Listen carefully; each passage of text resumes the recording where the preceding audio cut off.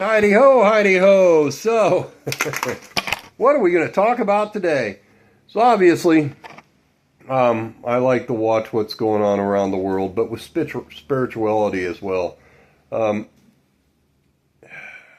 and when we realize that we're not these bodies, so Job 10:11, you covered me with the flesh and the skin and knit me together with the bone and the sinew. Um, we're taught, even in the beginning, that we were covered with the flesh of the beast. So, after our sin in Gan Eden, we were covered with the flesh of the beast once we knew our nakedness. So anyway, um, on a daily basis, I'm always brought to see different things, and I try to reconcile everything with the masculine and feminine gender, our Ima Abba. So when you look at quantum entanglement, it's the spooky action at a distance. In between there is consciousness, spirit, ruach, neshama. Um, That is the mind, consciousness of the all, our Ima Abba, mother and father. And you always have to reconcile and not remove the masculine gender or the feminine gender. Neither remove our Ima or our Abba, mother or our father. And one is a side of judgment and one is a side of mercy. But inside judgment is mercy, and inside mercy is judgment. So look at it this way when you look at your brain. There's a left side and a right side. Masculine gender and feminine gender. And the left eye sees through the right side of the brain and the right eye sees through the left side of the brain. Yod, K, Vav, K. From left to right and right to left. And in between, I saw my Ima Abba in the land of pineal gland. So when the sacred secretion goes down the claustrum, Santa Claus. So anyway, the faces of the cherubs are those of children. So the cherubs on the top of the ark are the faces of children, and this is described by our sages, the elders. What did the faces look like? Well, they look like the face of children. Everything is symbolic and is a message that is given to us. So when our Ima Abba says create this, that, or the other, they're always giving us a message. So why would the face of the cherubs be the face of children?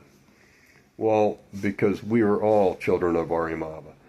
So Hasatan, which would be the Yetzirah, the evil inclination, which is attached to the reptilian mind, quite often lives for base wants instead of base needs. And the difference between a base want is it's a gluttonous want of what we need. So we need to have intimacy between a man and a woman. But some individuals turn that into a gluttony, a perversion, and want to have intimacy or sex with many men or many women. And then some go even further than that. But it's the same with eating. So we need to sustain these bodies. We need to eat healthy and not be gluttons. It's building a community to benefit the community in a positive way without creating harm to others and without creating harm to the environment. So how do we build a community? So I do believe with like the smart cities. I do believe a lot of that. Doing away with waste.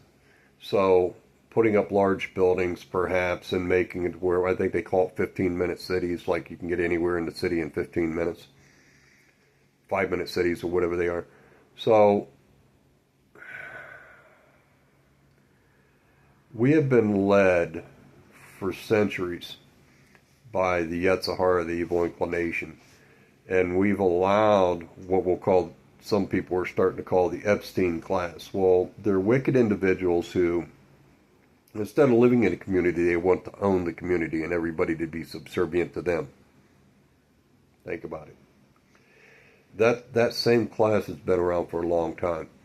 So the paternal side of my family during this life comes from royal lineage. The Bourbon kings, King Louis. King Louis was a scapegoat. King Louis was a scapegoat. So he was beheaded. He was used as a scapegoat so that the Epstein class can have somebody to point their finger at. And this isn't something that just started happening. This is something that's been happening for a long time. But the thing is in their wickedness and sickness, they tell you up front, and they'll let you know up front what their plans are for the world. So, the New World Order, they want to have new identification, new currency, yada yada. But you notice the thing, they don't want to change the calendar to a biblical calendar. They want to keep the Roman Catholic Church's calendar. So I wonder who's controlling all this. So they want a contract, and a covenant between a man and a woman is a covenant between a man and woman in our Abba. No other man. That includes a rabbi, a priest, I don't care. No other man is involved in that. It's the man, the woman, and our Abba, and the mother and father of the man and the woman. It's a family thing. It is not a public thing. It's not a document. So doc has to do with shipping. You is an animal or a beast of the field. Ment, mentari, mentis, mental, mind. Kind of like govern, ment. Govern means to control someone or something, and ment is the mind. So when you have a government outside of yourself, you lack internal governance. So everything comes down to a lot of the studying that I've done in this life. And Moshe was brought up with the Hermetic principles. Think about it. He wasn't raised by Israel. He was raised by the Mitzrayim, Egypt. So the Mitzri raised Moshe. So obviously Moshe knew a lot of the inner teachings of how the Egyptians thought. So the key word is thought, mind, consciousness. They knew, so this isn't a new thing, and it's not a creation of Torah. So even the Egyptians knew there was one God, Echad, because that was those are Hermetic principles. So there can only be one. But that one is duality in gender and all things coming down. So when you study the book of Zohar or the Talmud, you have to reconcile Echad, one, never removing the feminine gender from the masculine gender, but seeing they are on an even plane. The masculine gender does not rule over the feminine gender, and if you believe that, you're a fool. The feminine gender doesn't rule over the masculine gender. They are equal. So anyway, that's the message for today. Pay attention to what the oligarchs tell you, what the Epstein class tell you. When they say they think the world is overpopulated and they need to decrease the population, that's a wickedness. That's a Yetzer Hara, the evil inclination. And you notice they're still alive. So they're not saying they're willing to give up their life. They just want you and your children to give up your lives. When they say they want you to have their identification, that's wickedness. Your name belongs in Torah and Tanakh. So my name is written in Tanakh. And it's got the Hebrew date, not the Gregorian calendar date. And it's got my thumbprint and blood, because after all, life is in the blood. And then the name is written over top of the thumbprint. And the date that I was born during this life, my birth during this life. But born is also can be an acronym, born, birth, on, Rosh Nisan. I was created on the 6th day of creation. So were you. When you realize that, then you may gain some freedom. When you realize who your true mother and father is. So you're supposed to love your mother and father with all your heart. But you're also supposed to love God with all your heart, who is your mother and father, Ima and Abba.